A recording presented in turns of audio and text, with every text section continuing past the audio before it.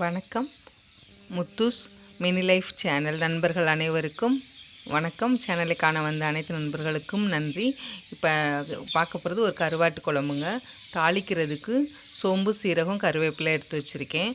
ஒரு வெங்காயம், தக்காளி, ஒரு நெல்லிக்காய் அளவுக்கு புளி எடுத்து வச்சுருக்கேங்க. அதை ஊற வச்சு வச்சுருக்கேன். கத்திரிக்காய் ஒரு 1/4 கிலோ எடுத்து வச்சுருக்கேன். கருவாடை சுடுதண்ணியில் நல்லா க்ளீன் பண்ணிவிட்டு மண் 2-3 தடவை கழுவிடுங்க. கழுவிட்டு சுத்தமாக எடுத்து வச்சுருக்கேங்க. அரைக்கிறதுக்கு வத்தல் ஒரு 5 வத்தல், 1 ஸ்பூன் மல்லி, சீரகம், சோம்பு, வெங்காயம், தேங்காய் இதெல்லாம் வறுத்து அரைச்சிக்கணுங்க.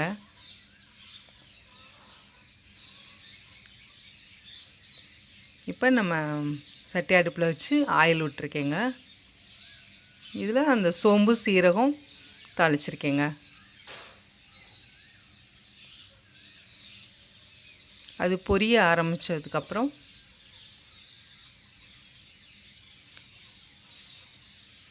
ஒரு கொத்து கருவேப்பிலை போடுவோங்க.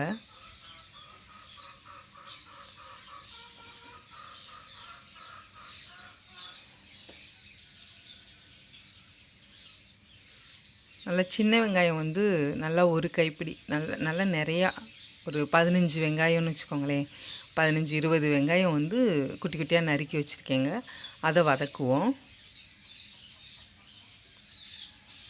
ரொம்ப ப்ரௌன் கலராக வதக்கணும்னு இல்லைங்க, கண்ணாடி பதம்னு சொல்லுவாங்கள்ல, அந்தளவுக்கு வதக்குனா போதும். வதக்கலாம்.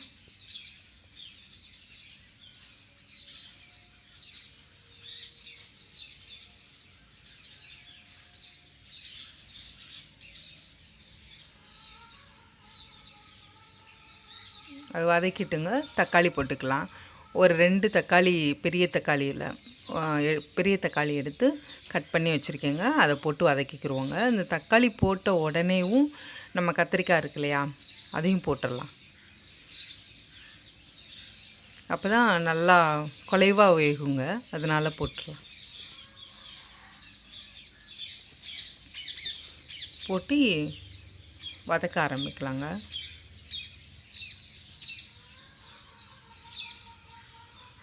ரொம்ப சிம்பிளான கருவாட்டு குழம்பு தாங்க, ஆனால் டேஸ்ட் நல்லா இருக்குங்க.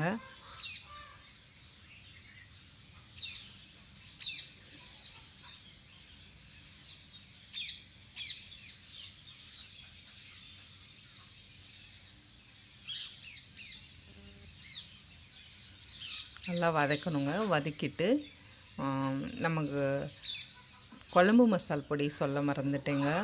நம்மளுடைய குழம்பு மசால் பொடி வீட்டில் அரைச்சி வச்சுருப்போம் இல்லையா, அந்த குழம்பு மசால் பொடி 2 ஸ்பூன் போட்டிருக்கேங்க. நான் மல்லி, சீரகம், வத்தல், தேங்காய், வெங்காயம் இதுவும் அரைச்சிருக்கேன். அது கொஞ்சம் காரம், புளிப்பும் காரமும் இருந்தால் அந்த குழம்பு நல்லாயிருக்கும். அதனால் அந்த மசாலும் நான் வச்சுருக்கேங்க. இது நல்லா வதக்கி விட்டு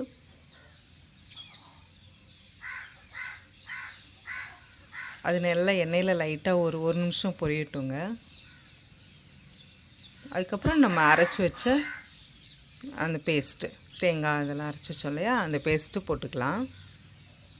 அதையும் ஒரு 2 நிமிஷம் கிளறி விடலாங்க.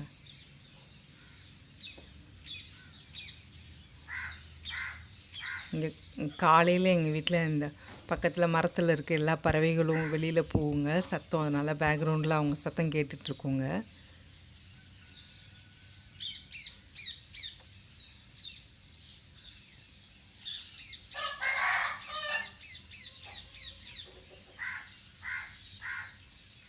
இப்போ நல்லா கிளறி விட்டுட்டுங்க, நம்ம புளி கரைச்சி வச்சுருக்கோம் இல்லையா, அந்த புளி தண்ணி இப்போ விடணுங்க. ஆனால் எண்ணெய் பிரிஞ்சிரும்.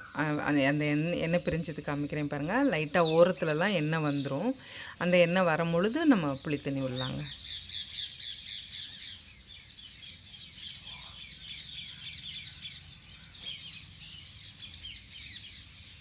இப்போ நம்ம அந்த காய்க்கு தேவையான உப்பு போடுறோங்க.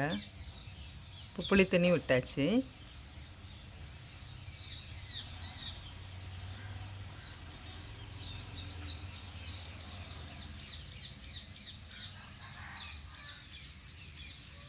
புளி தண்ணி விட்டுட்டுங்க,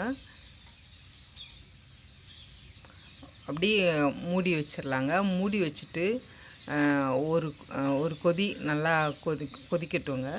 கொதித்ததுக்கப்புறம் நம்ம கருவாடு போட்டு மறுபடி கொதிக்க வைக்கணுங்க. எனக்கு அந்த கருவாடு போடுறது வந்துட்டு எப்படியோ மிஸ் ஆயிடுச்சுங்க வீடியோவில்.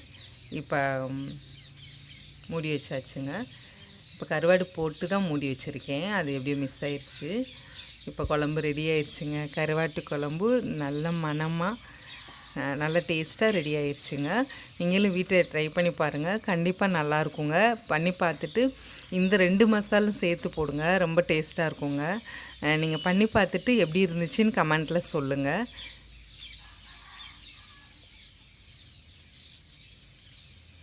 வீடியோ பிடிச்சிருந்தா சப்ஸ்கிரைப் பண்ணுங்கள், ஒரு லைக் கொடுங்க, உங்கள் ஃப்ரெண்ட்ஸ்க்கெலாம் ஷேர் பண்ணுங்கள்.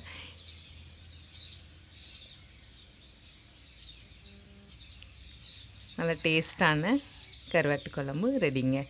சாப்பிட்லாங்க. வீடியோ பார்த்த அனைவருக்கும் நன்றிங்க.